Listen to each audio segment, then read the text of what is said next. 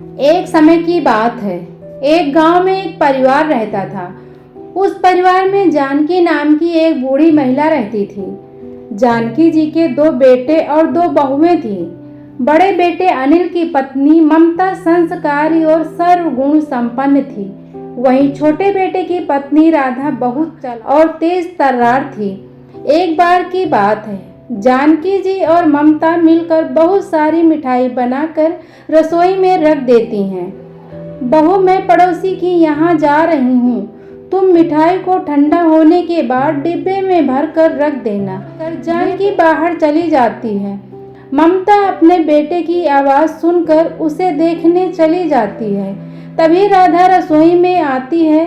मिठाई देखकर उसके मुंह में पानी आ जाता है और एक मिठाई खा लेती है।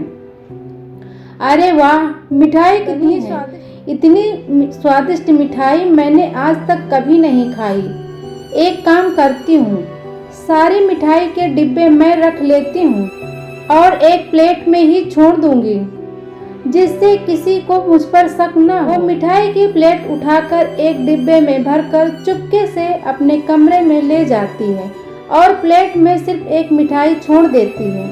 उसके बाद अपने कमरे में जाकर राधा भरपेट मिठाई खाती है। पेट भर जाने पर वो मिठाई छिपा देती है। ममता अपने बेटे अंश को सुला रही थी। तभी जानकी जी घर पर आ जाती हैं। ममता, अरे ओ ममता! ममता सास की आवाज़ सुनकर दौड़कर आती है। जी माँ जी, आपने बुलाया? बेटा जरा चाय बनाकर देना और हाँ, मिठाई भी लेकर आना, एक दो खा लूंगी। ममता रसोई में जाती है और मिठाई का खाली प्लेट देखकर चौंक जाती है। ममता सोचती है, मिठाई कहाँ गए? मैंने तो डिब्बे में भी नहीं रखे थे। प्लेट में एक ही मिठाई है। अभी माँ को बताती हूँ। ममता जानकी जी को जाकर बता देती है। माँ जी, मिठाई रसोई में नहीं है, मैंने वहीं पर रखे थे, पर अब नहीं है। जानकी जी कहती हैं, क्या? लड्डू तो मेरे सामने ही बनाए थे, फिर कहाँ गए? पता नहीं माँ जी, अंश रो रहा था तो मैं उसके पास चली गई, अभी उसको सुलाकर आ रही हूँ। जानकी जी रसोई में आती है। राधा मिठाई से भरा मुंह जल्दी जल्दी साफ करती है और रसोई में आती है। क्या हुआ मम्मी जी, आप गुस्से में क्यों हो? जानकी जी कहती हैं, बहू यहाँ मिठाई की प्लेट रखी थी, पता नहीं कौन खा गया। तभी उनके दोनों बेटे आ जाते हैं। अनिल अपनी माँ से मजाक करता है। क्या हुआ माँ, क्या हुआ? किस गहन अध्ययन में चिंतन चल रहा है? अरे देखो ना बेटा, मिठाई बनाए थे, पता नहीं कौन खा गया, इसमें एक भी नहीं है। राधा कहती है, आपके बाहर जाने के बाद तो ममता दीदी ही थी रसोई में, शायद कहीं उन्होंने ही। ममता कहती है, राधा ये क्या बोल रही हो तुम? मैं अंश के पास थी। जानकी जी और घर के सभी सदस्य राधा की बात पर विश्वास कर लेते हैं और ममता के खिलाफ हो जाते हैं। सभी ममता को खूब सुनाते हैं और वो रोने लगती है। राधा बहुत खुश होती है। वो खुद से कहती है, इन लोगों को बेवकूफ़ बनाना कितना आसान है। एक दिन जानकी काजू और बादाम खरीद कर लाती है और ममता को संभाल कर रखने के लिए देती है। जानकी जी ये कहकर वहाँ से चली जाती है। ममता काजू और बादाम के डिब्बे को अलमारी में रख देती है। राधा काजू बादाम का डिब्बा देख लेती है और रोज मुट्ठी भर के काजू बादाम खाती है और इसी तरह एक ही हफ्ते में काजू बादाम खत्म हो जाते हैं। जानकी जी ममता से काजू बादाम लेकर आने को कहती है।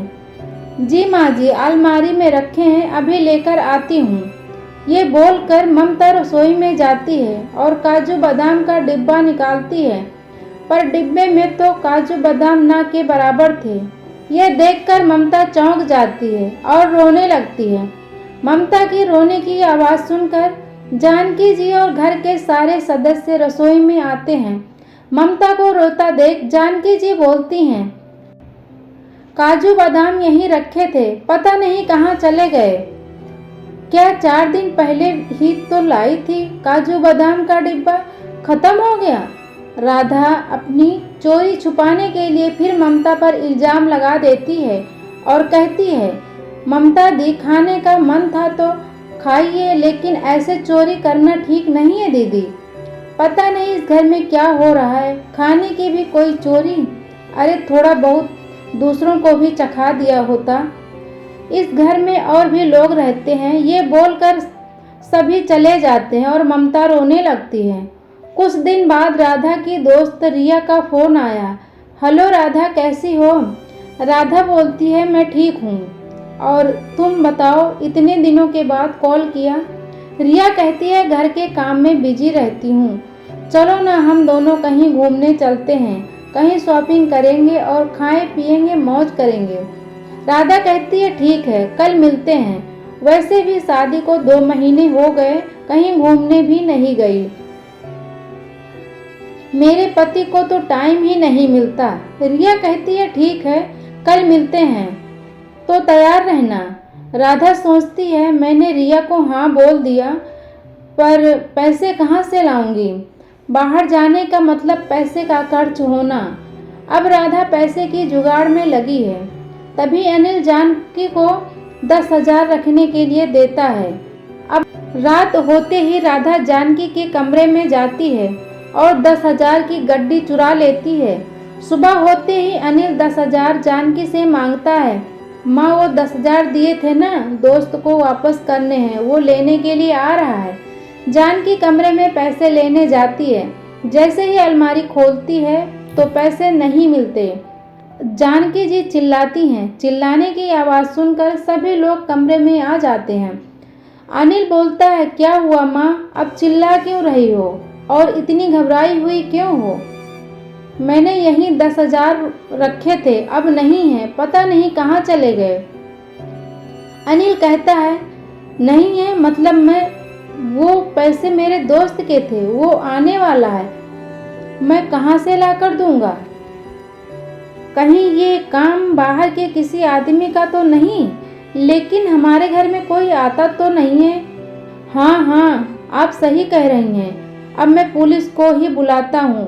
हाँ, यही ठीक रहेगा, हमारे घर में कुछ न कुछ चोरी हो रहा है। अब ये पैसे भी चले गए। तू बुला ले बेटा पुलिस को। पुलिस का नाम सुनते ही राधा घबरा जाती है। अनिल का दोस्त पैसे लेने आता है। ये देखकर ममता जल्दी से अपने कमरे में जाती है और अपने बचाए हुए पैसे लाकर अनिल को दे देती है। ममता के पास 10,000 रुपये देखकर सब लोग ममता पर शक करने लगते हैं। ये पैसे कहाँ से आए तुम्हारे पास? माँ जी, हमारे बचत किए हुए पैसे हैं। बचत किए हुए या फिर चुराए हुए? देख बहू, सच बता दे। राधा की जान में जान आती है। वो भी ममता को कहने लगती है, ममता दी, अब चोरी की हद हो गई, अपने ही घर में चोरी। दीदी, आपको ये बातें शोभा नहीं देती। तभी पुलिस आती है। पुलिस को देखकर राधा घबरा जाती है। पुलिस ममता से पूछताछ करती है और ममता बेगुनाह साबित होती है। फिर पुलिस जब घर में एक एक कमरे की तलाशी लेती है, तब राधा पूरी तरह से घबरा जाती है, क्योंकि अब पुलिस राधा के कमरे की तलाशी ले रही है। पुलिस को नोट की गड्डी अलमारी में कपड़े के नीचे रखी मिल जाती है, साथ में काजू बादाम का डिब्बा और 1-2 मिठाई भी। सब लोग चौंक जाते हैं। राधा फूट फूट कर रोने लगती है। मुझे माफ़ कर दीजिए, मुझसे गलती हो गई, माफ़ कर दीजिए प्लीज़। सब कुछ तुमने चुराया और मेरी बहू ममता को दोषी बनाया। राधा रोने लगती है और ममता से भी माफ़ी मांगती है। कोई बात नहीं राधा, तुम्हें इस घर में चोरी करने की कोई ज़रूरत नहीं है। तुम्हें कुछ भी चाहिए तुम हम सब से कह सकती हो। तुम्हारी एक गलती ने तुम्हें इतनी बड़ी मुसीबत में डाल दिया। मैं आप सब से माफ़ी मांगती हूँ, आगे से ऐसा कभी नहीं करूँगी। ममता राधा को गले लगा लेती है और जानकी जी ममता से माफ़ी मांगती है और ममता सबको माफ़ कर देती है और अब सब खुशी खुशी जिंदगी जीते हैं।